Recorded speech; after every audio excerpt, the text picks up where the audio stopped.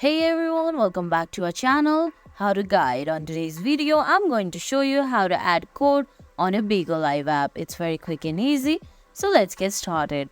First, open your Bigo Live app on your phone. If you don't have the app yet, you can get it from Google Play Store or Apple App Store. On your screen, you can see there are options like live video, go live, chats, and me. Tap on me and you can see there's check my VIP family and earn money option. Tap on earn money. Once you go to earn money option, you can't find the add code option. So on the top right corner, you can see question mark option. Once you tap on it, you have to go under about inviting new users. There's new user detection.